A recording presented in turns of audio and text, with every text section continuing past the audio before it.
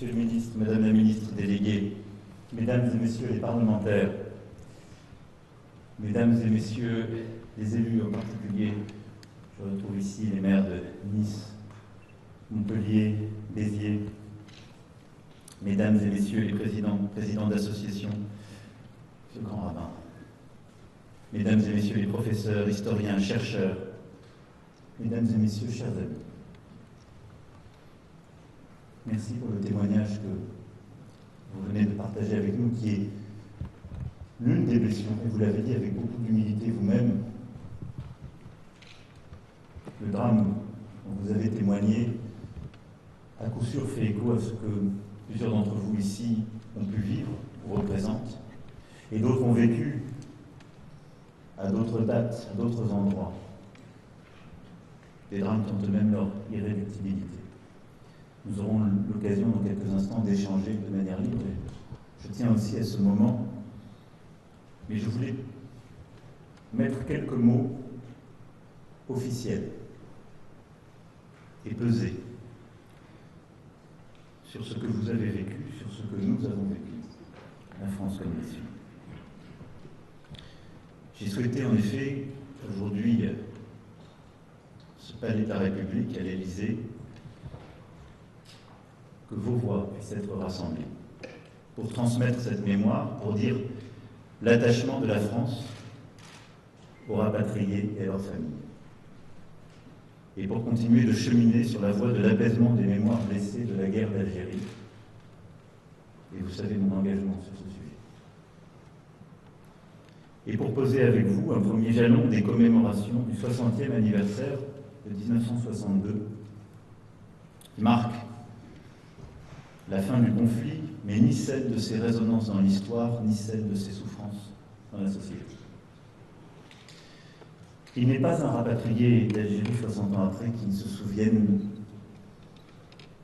et vous-même venez de l'exprimer avec vos mots, madame, des couleurs, des odeurs, de ce qui a fait son enfance, son adolescence, les débuts de sa vie adulte et ce dont il a été séparé, de l'agitation des commerces, du grincement des chaises d'écoliers. Et à cette terre évanouie de vos parents, de votre enfance, vous devez vos leçons de bonheur. Et votre arrachement, je le sais, à cette terre, fut une peine inconsolable. Beaucoup ici ont écrit, dit, témoigné, créé, filmé, pour dire un peu de ces sensations, de ces lieux, de ces vies. L'histoire des rapatriés d'Algérie est l'histoire d'un amour charnel pour cette terre, d'efforts, de labeur, pour la faire fructifier, puis l'histoire d'un exode et d'un exil.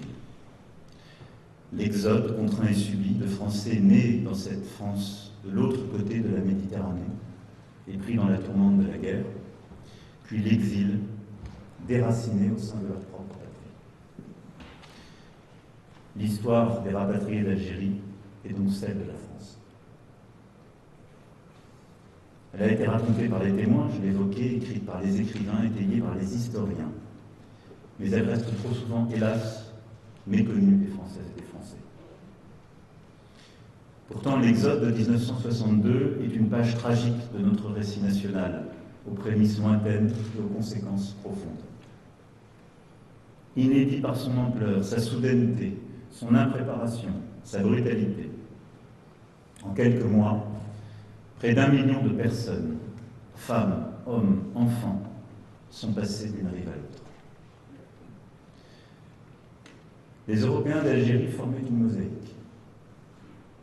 L'Algérie avait attiré une foule bigarrée de Français venus de toutes nos régions, et notamment celles touchées par nos drames nationaux. Des Alsaciens clamant leur amour de la France et voulant rester français en 1870. Des communards exilés avec en eux un idéal politique. Des républicains de 1848 et tant d'autres. D'étrangers aussi venus d'Europe centrale, d'Allemagne, de Suisse, de Malte, d'Italie, d'Espagne. Un brassage de nationalités, de culture, d'obédience et de caractère. Il y eut de tout dans ce creuset. Des hommes durs et des hommes bons. Certains qui se bardaient de supériorité et d'autres qui s'ouvraient à la différence. Des profiteurs et des prodigues. À côté de ceux qui se rendirent coupables de mépris et de violence, il y eut beaucoup de citoyens modestes, respectueux, laborieux. Un peuple d'artisans, de commerçants, de fonctionnaires, d'enseignants, d'agriculteurs. Et la plupart partageaient leur quotidien avec les populations arabes ou berbères, même si la République ne les avait pas reconnus égaux. Épris d'une vie simple, ils étaient profondément attachés à cette terre qu'ils travaillaient avec ardeur. Pas toujours, mais souvent. L'idéal méditerranéen d'une vie harmonieuse entre juifs, chrétiens, musulmans, fut la réalité quotidienne de villages et de quartiers. Ce que connut, l'a restitué si bien Albert Camus, dans le premier homme et nombre de ses écrits. Lui qui fut si lucide aussi sur les discriminations et les abysses de pauvreté qu'il voyait dans l'Algérie de sa jeunesse. Lui, qui dans son appel à une trêve civile de janvier 1956, exprima ce que tant d'autres éprouvaient. Je le cite. « J'ai aimé avec passion cette terre où je suis né, j'y ai puisé tout ce que je suis, et je n'ai jamais séparé dans mon amitié aucun des hommes qui y vivent, de quelque race qu'ils soient. Bien que j'ai connu et partagé les misères, ne lui manque pas, elle est restée pour moi la terre du bonheur, de l'énergie, de la création. C'est ce monde-là, ce monde d'alors qui fut englouti en 1962. Tout d'un coup, des repères familiaux, bâtis sur plusieurs générations, s'effondraient. Dans l'incrédulité pour certains, dans l'incompréhension pour beaucoup, avec un insupportable sentiment d'abandon pour tous. Les accords d'Évian actaient la cessation des hostilités, l'interdiction des violences individuelles et collectives, la garantie de la sécurité des personnes et des biens des Français d'Algérie. Mais il n'en fut pas ainsi. Et nous savons l'ambivalence de cette date. Victoire et soulagement pour certains, défaite et calvaire pour d'autres. La suite, ce fut notamment la fusillade de la rue d'Isly, le 26 mars 1962. Ce jour-là, des soldats du 4e régiment de tirailleurs, une unité de l'armée française, firent feu sur une foule qui manifestait, attisée par l'OAS, son attachement à l'Algérie française en cherchant à rompre le blocus du quartier de Bab el-Oued. Ce jour-là, les soldats français, déployés à contre-emploi, mal commandés, moralement atteints, ont tiré sur des Français. Il est plus que temps de le dire. Ce qui devait être une opération de maintien de l'ordre s'acheva par un massacre. Un massacre dont aucune liste définitive des victimes ne fut établie, qui fit des dizaines de tués et des centaines de blessés. Les familles ne purent pas enterrer dignement leurs morts. Les obsèques religieuses furent interdites. Les corps convoyés directement au cimetière par camion militaire au jour et à l'heure choisis par les autorités. Le choc fut immense pour les citoyens qui se pensaient auparavant protégés par l'armée française et qui voyaient se retourner contre eux le glaive qui devait les défendre.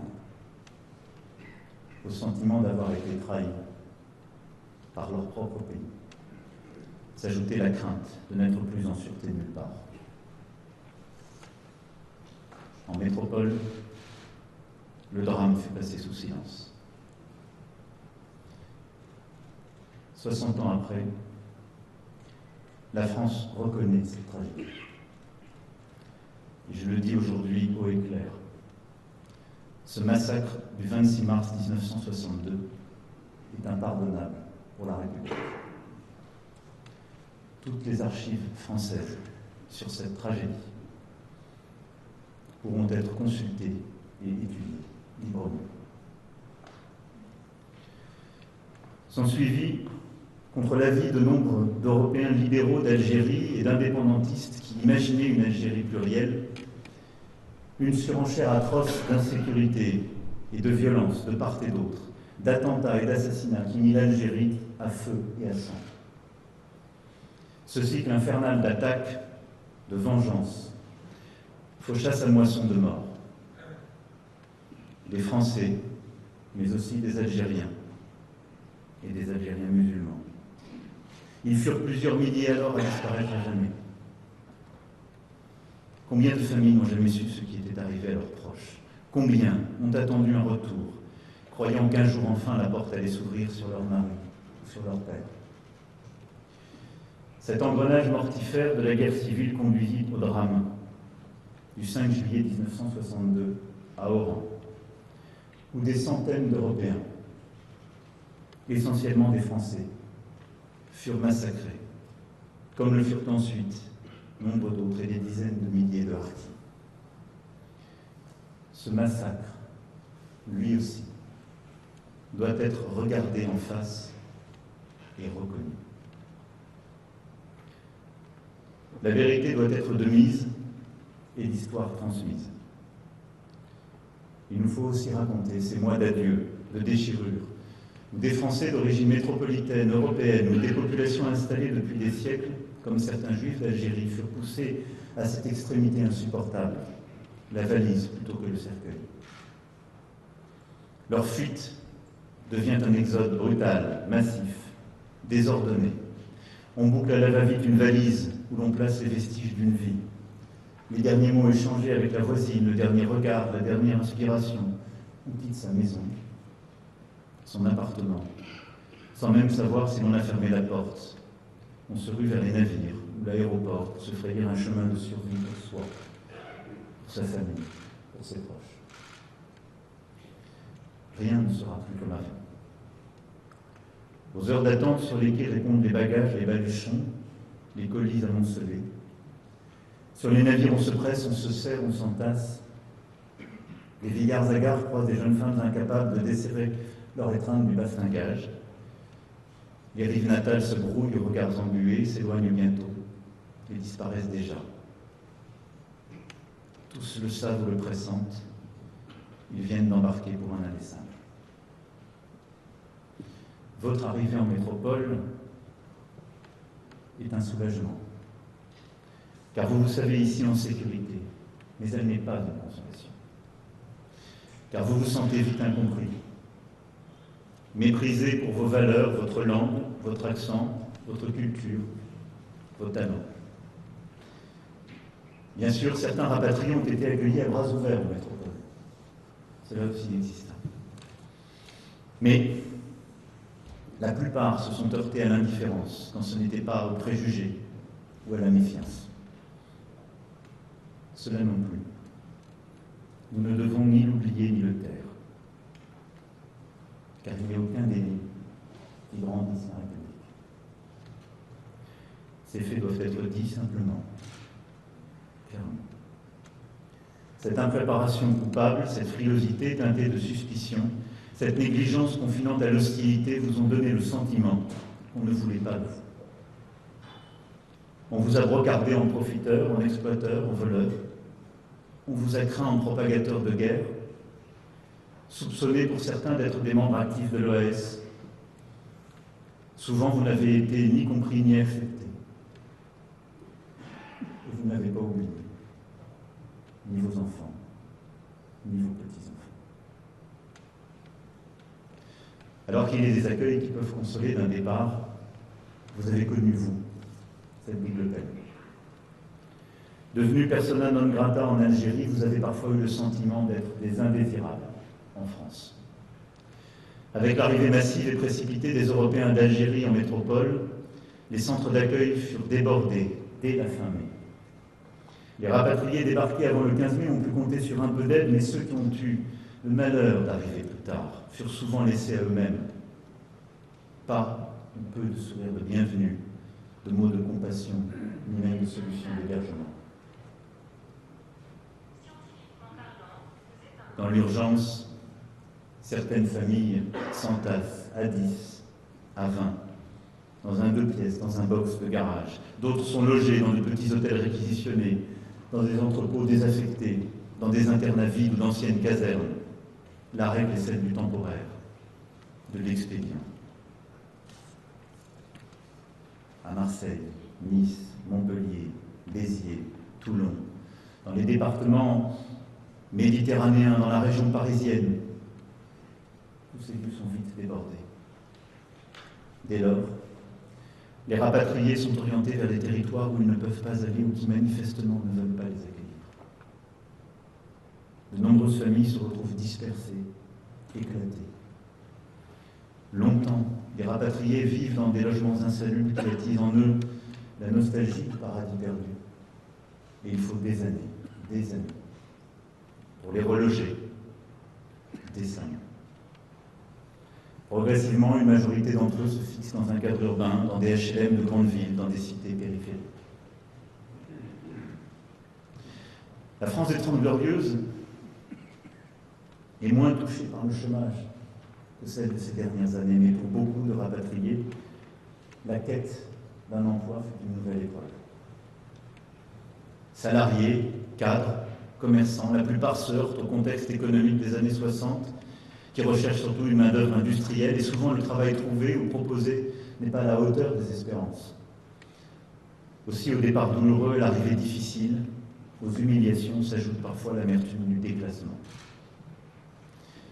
Bien sûr, nous ne devons pas non plus oublier qu'à côté de cet accueil officiel défaillant, des mains se sont tendues, des portes se sont ouvertes, souvent chez des associations d'entraide, des œuvres de bienfaisance. En quelques semaines, les bénévoles des comités d'accueil et d'aide aux rapatriés ont fait tout leur possible et parfois l'impossible pour apporter de l'aide, des solutions, du réconfort. Ils furent des petites lumières dans un quotidien assombri par l'incertitude. Et pourtant, malgré ces obstacles, malgré ces épreuves, vous avez participé avec ardeur à l'édification de notre pays, à sa défense et à sa liberté.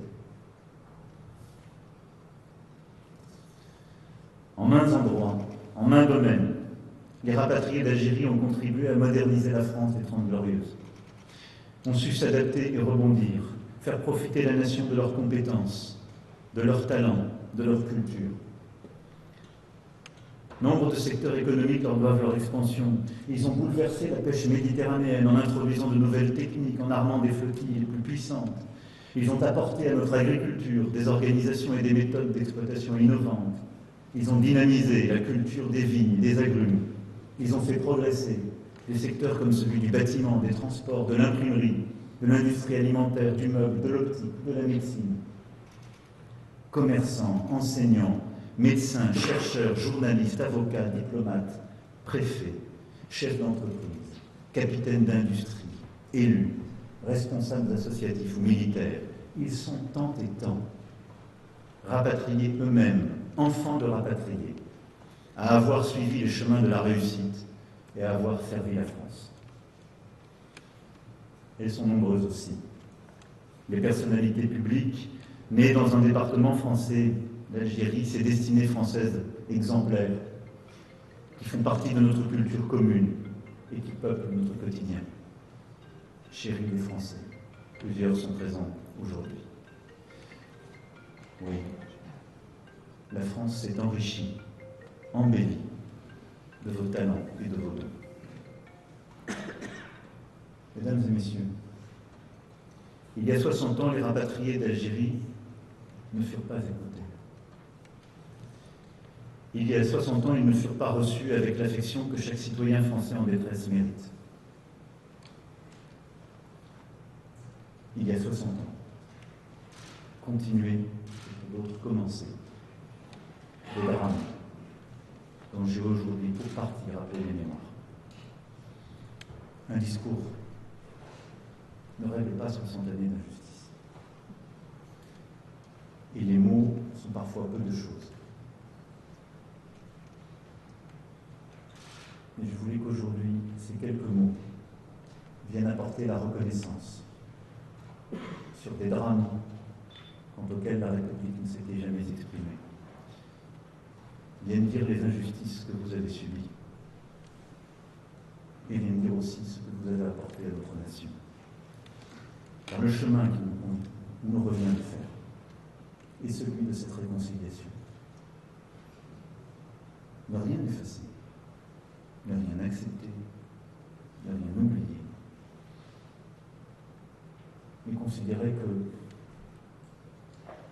pierre après pierre et pas après pas, la force de notre nation est en reconnaissant chacune et chacun, en restaurant la vérité de notre histoire, en acceptant d'ouvrir des pages que nous avions ou déchirées ou collées, nous créons simplement la possibilité d'avancer ensemble. Ensemble. C'est l'honneur de notre pays de dire la vérité même, et de dire la vérité quand bien même elle est douloureuse, et de faire la clarté, même si elle doit être arrachée à l'autre.